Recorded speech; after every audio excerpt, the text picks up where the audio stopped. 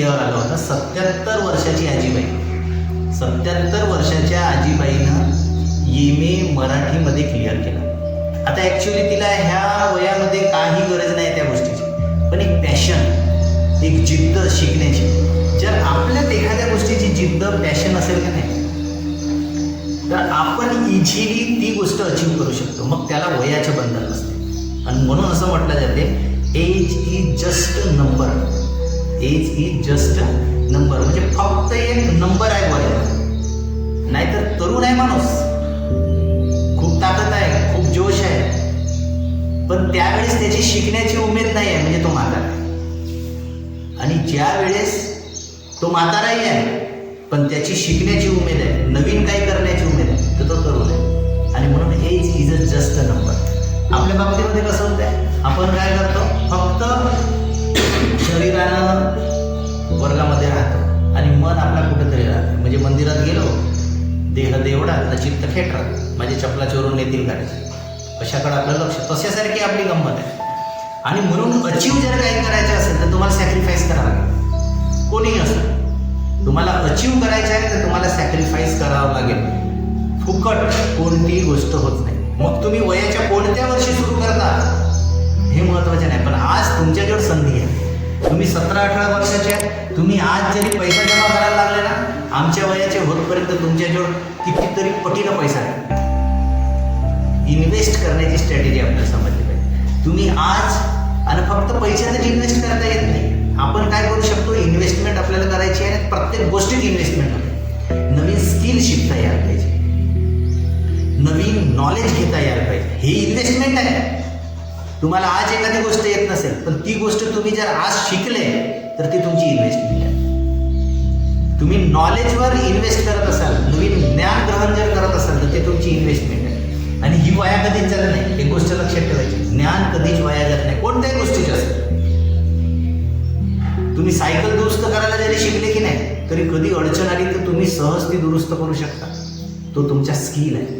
आणि तो एकच एक स्किल जर वारंवार वारंवार वारंवार वारंवार आपण ती एकच गोष्ट वारंवार करत असतो आणि चांगल्या पद्धतीनं करत असतो, तर भविष्यामध्ये मात्र आपण त्याच्यात तरबेज होतो.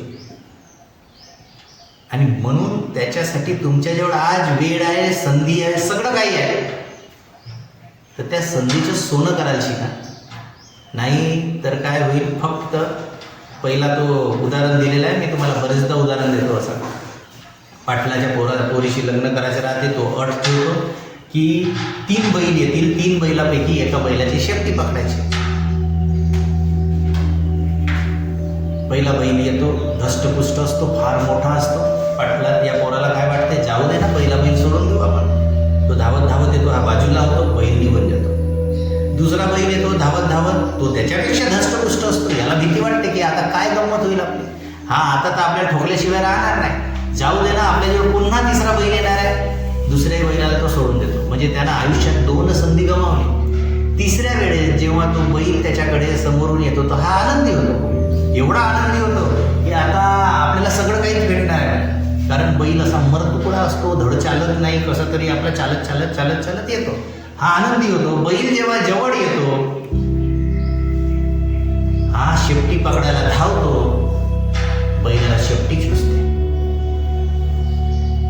आयुष्यात आपला अपस मात्र कधीतरी करतो. म्हणजे माणसानं पहिली संधी आली आणि आपण जर म्हटलं का हे नाही जानते, आज नाही तो कल कर, आज करे सो कल कर, कल करे सो परसो, इतनी भी क्या जल्दी अब तो जीना है वर्षो. उद्या कोणी पाहिलेलं नसते. म्हणून जे काही करायचं असेल ते आज करा. संधी भेटत आहे, तिचं सोनं करा. आणि आयुष्यामध्ये काय, नवीन गोष्ट एक शिका. आपल्याला असं वाटत असेल खूप सारा कोर्स आहे, खूप साऱ्या गोष्टी आहेत, त्यापैकी एक गोष्ट घ्या ना. रोज एकच टार्गेट घ्या. तुम्हाला 3, 4, 5 टार्गेट जर कंप्लीट तुमच्यानं होत नसतील, एकच गोष्ट घ्यायची आणि ठरवायचं की मला आज ही गोष्ट कंप्लीट करायची आहे, याच्यावर मास्टर बनायचं आहे.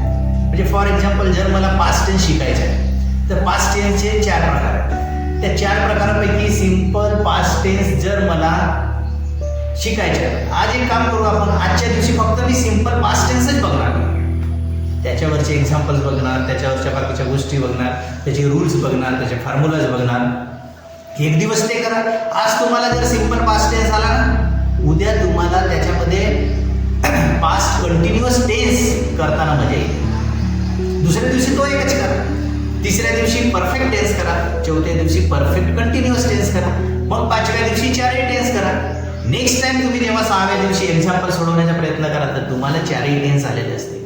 पण याला कंटिन्युटी लागते. एका दिवसामध्ये माणूस हा खूप मोठा माणूस आहे समजा, खूप अंगानं वाढलेला आहे आणि त्यानं ठरवला का मला बारीक व्हायचं, तो एका दिवसात बारीक होऊ शकत नाही, कधीच नाही. It is not possible. एका दिवसात तो बारीक होऊ शकत नाही. तसाच माणूस एका दिवसामध्ये श्रीमंत होऊ शकत नाही. तसाच माणूस एका दिवसामध्ये खूप सारं ज्ञान ग्रहण करू शकत नाही.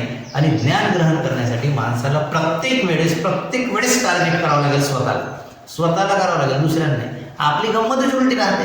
आपली मम्मी, आपले पप्पा ते सांगतात आपल्याला, चल उठ, अभ्यास कर, काहीतरी कर.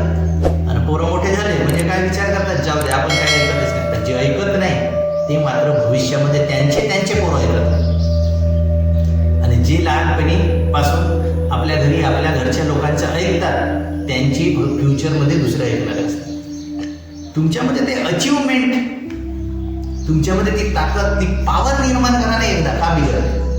दुसऱ्यासाठी काहीच करू नका. कोणी कोणासाठी काही करत नाही, स्वतःसाठीच करते माणूस पहिल्यांदा. आणि सगळ्यात जास्त प्रिय जर जगात कोणी कोणाला असेल तर तो माणूस स्वतःलाच प्रिय आहे. आणि म्हणून रोज सकाळी आरशासमोर स्वतःला पाहते की मी कसा दिसतो. ते म्हणून सुरुवात आहे आयुष्यात, करा. अजूनही संधी गेलेली नाही. लोक 50-50, 60-60 वर्षी सुरुवात केलेली आहे. एक 96 वर्षाच्या आजीबाईनं आपला बिझनेस रिस्टार्ट केला होता. 96 वर्ष म्हणजे कुठं लोक तिकडे धड चालू नाही शकत, काही नाही. तिनं पुन्हा आपला बिझनेस रिस्टार्ट केला, पुन्हा त्या लेवलवर आला. त्याच्या आधी तिचा बिझनेस होता, तिच्या नातेवाईकांना, तिच्या पुतण्यानं वगैरे तो लुटून टाकला, पण ती हार मानली नाही. 96व्या वर्षी जेव्हा तिनं पुन्हा तो बिझनेस स्टार्ट केला, तेवढ्याच तिच्या जेवढा एक्सपिरियन्स होता, इसको बोलते नॉलेज. तुमच्या जेवढा आज जर नॉलेज असेल, उद्या तुम्ही काही अचीव्ह करू शकता. पण तुम्ही आज नॉलेज घेतलं नाही, नवीन नॉलेज असंही नाही आहे का आजच्या पुरतं आज शिकलो मी, उद्या शिकायचंच नाही. मी जसा आता रोज मला शिकवायचं असेल तर मी तुम्हाला एकदा शिकवत असताना मी 2दा शिकतो. पण त्याच्या आधी मी पहिल्यांदा वाचलेलं असते ते गोष्ट. मग ती वाचलेली गोष्ट असते म्हणजे माझ्या 3दा शिकून झालेलं असतं. वारंवार एखादी गोष्ट रिपीट केली म्हणजे त्याच्यात नवीन आयडिया येतात, नवीन गोष्ट समजते. आणि ही आहे एज्युकेशनच्या बाबतीमध्ये विद्यार्थी पाहिजे माणूस. आपली गंमत कशी आहे, परीक्षार्थी ना. आताचे पोरं कसे झालेले आहेत, फक्त परीक्षार्थी नाही. बस एवढा मिनिमम 10 धडे असतील ना, 2 धडे वाचतील, तेही काही पोरं वाचत नाही. त्याच्यातले कुठले उत्तर येतील ते लिहिण्याचा प्रयत्न करतात. पण ते पोरं पाहिजे त्या लेवलवर जात नाही, अचिव्हमेंट राहत नाही त्यांच्या एज्युकेशन. आणि म्हणून तुम्हाला जर प्रयत्न करायचे असेल तर आजपासून सुरुवात करा, काही बिघडत नाही. नसेलच जमत तर मग काय, 11वी व्हाल, 12वी व्हाल, 12वीच्या नंतर मग काय असेल तुमचे बाकीचे कामं करणे. आयुष्य तर जगणेच आहे, प्रत्येकजण जगणार. पण नॉलेज जास्तीत जास्त गेन करण्यासाठी स्वतःची कसोटी स्वतः घ्यायला पाहिजे. किंमत पाणी, समजा माणसाला पाणी मिळत नसेल, 4 दिवस पाणी मिळालं नाही तर तो मरून जाईल. म्हणून त्या पाण्याला जीवन आहे असं म्हणतात. किती किंमत आहे त्याची, किती व्हॅल्युएबल आहे, उपयोगिता किती महत्त्वाची आहे. पण पाण्याची बॉटल घेतो आपण तर 20 रुपयाची होते, फक्त 20 रुपयाची होते. स्वस्त होते, सहज भेटते, आपण कुठेही कसाही वापरतो. याला कारण काय, तो सहज भेटत. त्याची उपलब्धता जी आहे ती सहज आहे. पण त्याच्याऐवजी हिरा असेल, सोना असेल, गोल्ड असेल, याची किंमत जास्त आहे. त्याचा तो उपयोग जीवनात असा काहीच नाही. विचार केला काही आहे, आपण नाही सोन्याची अंगठी घातली, नाही गळ्यामध्ये सोना, काही बिघडणार आहे का, काहीच नाही बिघडत. पण पाणी नाही प्यायलं 4 दिवस तर बिघडणार. पण तरी त्याची किंमत कमी आहे, याची किंमत जास्त आहे. कारण पाणी सहज उपलब्ध होत आहे, जरी त्याची उपयोगिता जास्त आहे तरी. ज्या दिवशी हा पाणी सहज उपलब्ध होणार नाही तेव्हा मात्र त्याची किंमत खूप वाढलेली असेल. कोरोनाच्या काळामध्ये नाही का लोक सिलेंडरसाठी धावत होते. आज झाडं वाचवत नाही होत आपण, पाठीवर सिलेंडर घेऊन लोकांना धावावं लागलं नाही. म्हणून उपयोगिता मूल्य वाढवणे आवश्यक आहे प्रत्येक गोष्टी. हिरा किंवा गोल्ड हे सहज भेटत नाही, त्यांच्यावर प्रक्रिया करावी लागते, त्याला मॅनपॉवर खूप लागतो त्याला तयार करण्यासाठी. आणि म्हणून त्याची किंमत जास्त आहे मार्केटमध्ये. ती तुमची किंमत, तुम्ही स्वतःला तसं व्हॅल्युएबल बनवा. थोडंसं तरी बनवा, नाही जास्त बनवा, फायदा तुमचाच होईल.